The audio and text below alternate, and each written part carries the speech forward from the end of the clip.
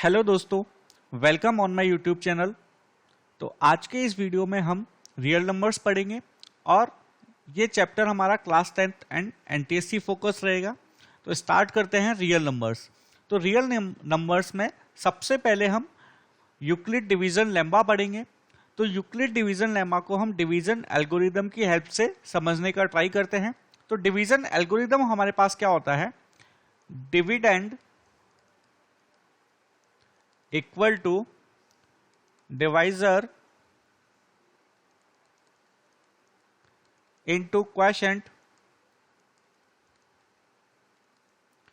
Plus remainder. तो ये हमारा होता है डिवीजन एल्गोरिदम।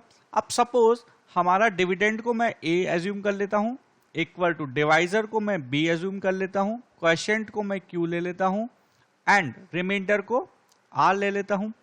तो यही हमारा क्या बन जाएगा, Euclid division lemma a equal to B Q plus r।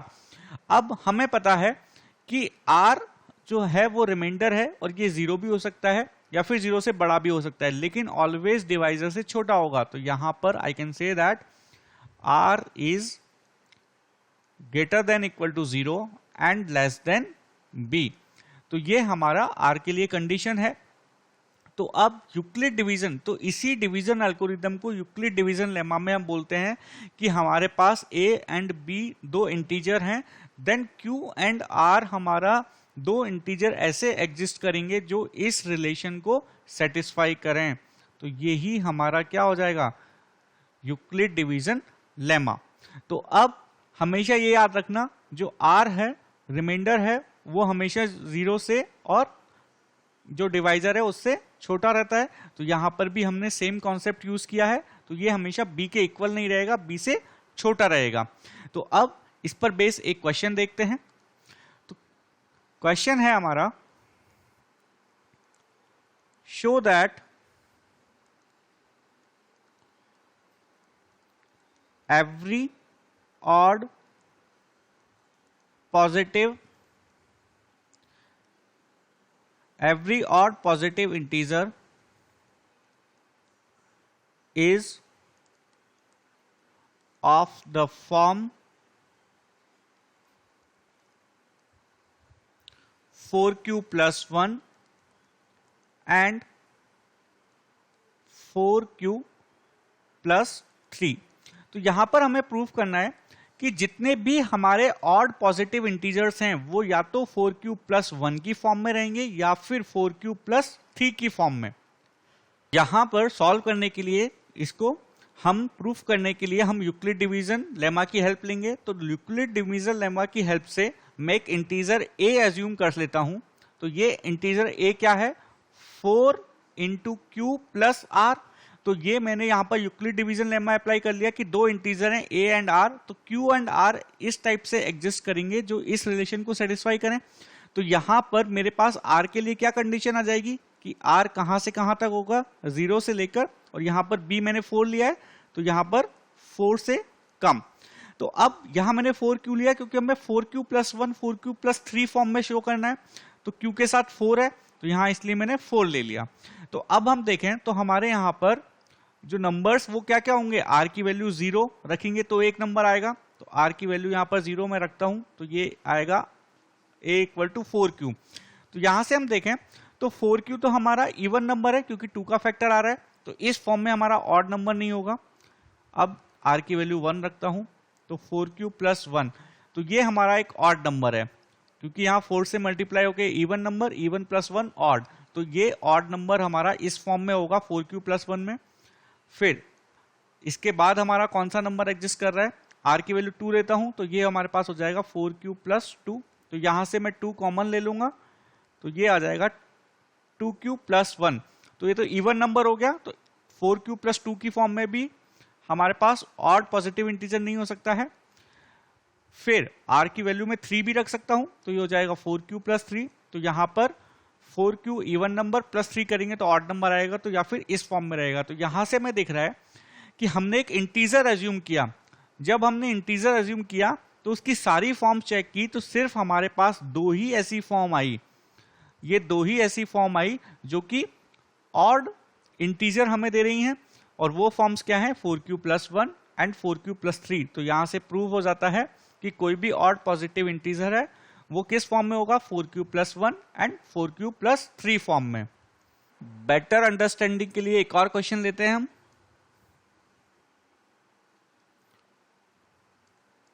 तो क्वेश्चन है हमारे पास, प्रूव दैट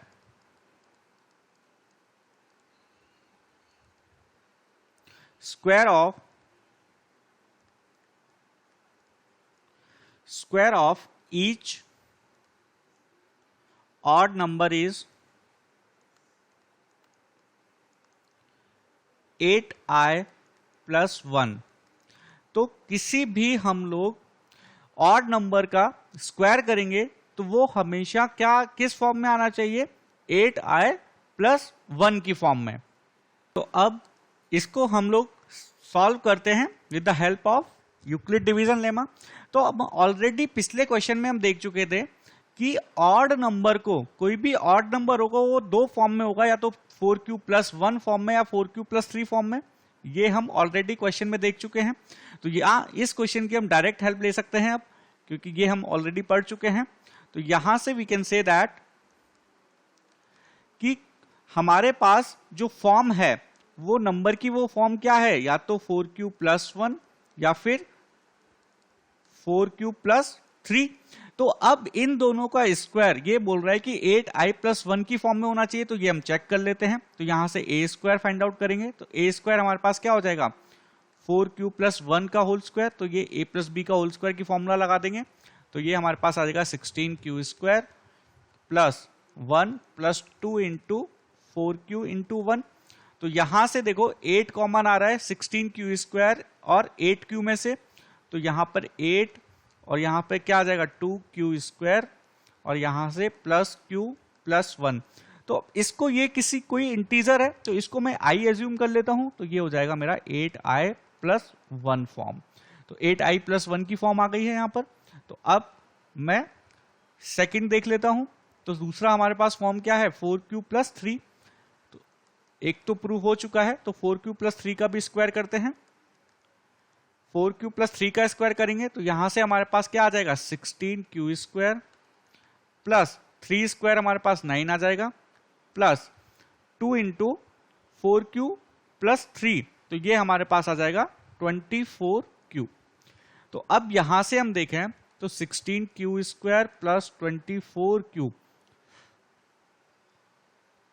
9 को we can write that 8 plus 1। तो अब इस पूरे में 3 टर्म्स में हमारे पास 8 कॉमन आ रहा है। तो 8 कॉमन ले लेंगे और जो रिमेनिंग वो है हमारे पास क्वेश्चन बचेगा उसको हम i ले लेते हैं प्लस 1। तो वापस हम देखें तो हमारे पास फॉर्म आ चुकी है 8i plus 1 की। तो यहां से हम देख रहे हैं कि हम बोल सकते हैं कि square of each odd number is in the form of 8i plus 1। तो ये हमारा प्रूफ हो गया है। इससे पहले आप ये भी प्रूफ कर सकते हो कि जो हमारा इंटीजर है कोई भी वो ऑड नंबर्स के लिए किस फॉर्म में रहेगा 4q+1 4q+3 के लिए, और वहां से फिर इसको कंटिन्यू कर सकते हो पिछले क्वेश्चन से। अब इसी पर बेस हम लोग थर्ड क्वेश्चन देखते हैं जो कि अब इसका एप्लीकेशन दिखाएगा यूक्लिड डिवीजन लेमा का। इसका एप्लीकेशन क्या है, तो अब हम यूक्लिड डिवीजन लेमा की हेल्प से HCF फाइंड आउट करेंगे। हमें नॉर्मली HCF फाइंड आउट करना आता है, बट हमारे सिलेबस में यूक्लिड डिवीजन लेमा से HCF फाइंड आउट करना, तो वो हम सीखते हैं। तो क्वेश्चन है हमारा, तो ये हम क्वेश्चन की हेल्प से सीखेंगे। Find HCF of 15 and 100 by Euclid division lemma। तो यहां से हम लोग HCF फाइंड आउट करने का ट्राई करते हैं। अब यूक्लिड डिवीजन लेमा से हम लोग जब भी HCF फाइंड आउट करने का ट्राई करेंगे तो हम क्या करेंगे, हम देखेंगे कि इन दोनों नंबर्स में बड़ा नंबर कौन सा है। तो बड़ा नंबर 100 है, तो 100 को यहां लिख लेंगे। अब हम देखेंगे कि 15 को किससे मल्टीप्लाई करें कि वो इसके 100 के नियरेस्ट पहुंच जाए। तो 15 को हमें मल्टीप्लाई करना पड़ेगा 6 से। तो ये हमारे पास 90 हो गया और रिमाइंडर हमारे पास क्या बचा 10। तो वापस हमने इसको a equal to B Q plus r की फॉर्म में लिख लिया और रिमाइंडर हमारा क्वेश्चन से छोटा है। तो अब वापस अब इसको फर्दर प्रोसीड कैसे करेंगे, तो जो हमारे पास ये b है इसको यहां पर लेंगे, तो ये यहां पर हो जाएगा हमारा a, और जो ये नंबर है हमारा 10 वहां यहां पर ये b की तरह बिहेव करेगा, तो 10 इंटू 1 प्लस 5। तो अब हमने क्या किया, हमने यहां से एक नंबर ये उठाया, एक नंबर ये उठाया और वापस इन दोनों नंबर्स पर यूक्लिड डिवीजन लेमा लगाया। तो 15 equal to 10 into 1 plus 5।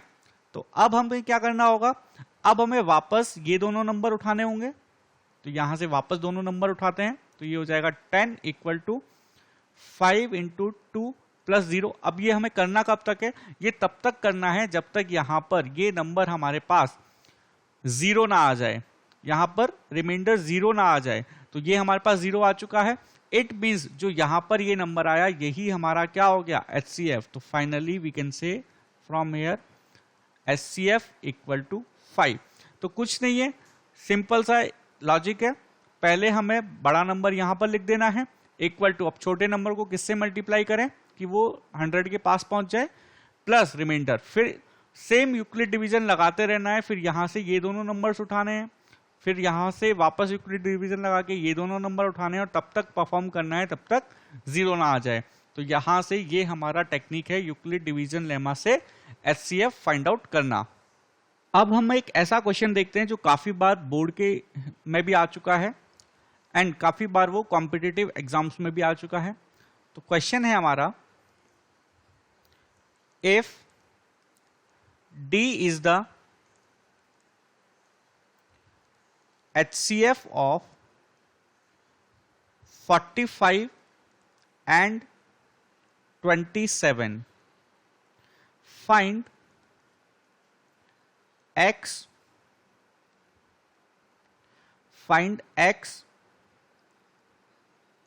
and Y satisfying D equal to 27x plus 45y। तो हमें वो x and y find out करने हैं जो यहां पर सेटिस्फाई करें d की वैल्यू को। तो सबसे पहले हम यहां पर हमें डिवीजन, क्योंकि यहां इनफाइनाइट वैल्यूज आ सकती है, बट हमें यहां पर डिवीजन एल्गोरिदम लगाएंगे। ये क्वेश्चन हमें सॉल्व करना है यूक्लिड डिवीजन लेमा हमें यूज करेंगे, तो हम इजीली इसकी वैल्यू फाइंड आउट कर सकते हैं। तो अब हम यहां पर यूक्लिड डिवीजन लेमा से कैसे HCF निकालते हैं, तो 45 बड़ा है तो 45 लिख लेंगे, इक्वल टू हमें क्या लिखना होगा, 27 को किससे मल्टीप्लाई करें कि वो 45 के पास पहुंच जाए, 27 इंटू 1। ऐसा मल्टीप्लाई नहीं करना जो 45 से बड़ा हो जाए, क्योंकि हमें प्लस में रिमाइंडर लिखना है, माइनस में नहीं। तो प्लस में यहां पर क्या आ जाएगा, अब 18। अब यहां पर मुझे यूक्लिड डिवीजन लेमा वापस परफॉर्म करना पड़ेगा 27 एंड 18 में। तो यहां पर मैं लिखूंगा 27 इक्वल टू, तो ये हो जाएगा हमारे पास 18 इंटू 1 प्लस 9। अब वापस यूक्लिड डिवीजन लगाऊंगा 18 एंड 9 में, तो ये हमारे पास हो जाएगा 18 इक्वल टू 9 इंटू 2 प्लस 0। तो अब हमारा यहां पर 0 आ चुका है, तो HCF हमारा हो गया 9। तो हम बोल सकते हैं कि जो D की वैल्यू हो गई है वो हमारे पास 9 हो गई है। तो अब यहां से तो हम वैल्यू कैलकुलेट कर नहीं सकते, तो हम देखें कि हमें 27 चाहिए और 45 चाहिए, तो हमें इस फॉर्म में D चाहिए। तो अब यहां पर मैं देखता हूं जो 9 है मेरा वो यहां पर लिखा हुआ है, तो यहां से 9 की वैल्यू हमारे पास आ चुकी है। 18 इंटू 1 में यदि लेफ्ट हैंड साइड पर भेज दूं तो ये हो जाएगा 27 माइनस 18 इंटू 1। अब देखो हमें 27 चाहिए लेकिन यहाँ 45 चाहिए, 18 नहीं चाहिए, लेकिन 18 की वैल्यू यहां से हम लोग लिख सकते हैं फर्स्ट लाइन से। तो 18 की वैल्यू यहां से मैं यदि देखूं तो 18 वैल्यू मेरे पास है 45 माइनस 27 इंटू 1। तो ये वैल्यूज मैं यहां पर पुट कर देता हूं, तो 9 इक्वल टू 27 माइनस, तो 18 की वैल्यू मेरे पास क्या आ चुकी है, 45 माइनस 27 इंटू 1। तो यहां से अब देखें हम तो ये हो चुका है 27 माइनस 45 और माइनस माइनस प्लस 27 हो जाएगा। तो यहां से अब 27 तो ये हो जाएगा 2 इंटू 27 माइनस 45। तो अब यहां से कंपेयर कर लेते हैं। तो डी 27 इंटू एक्स, तो 27 इंटू एक्स और 45 इंटू वाई।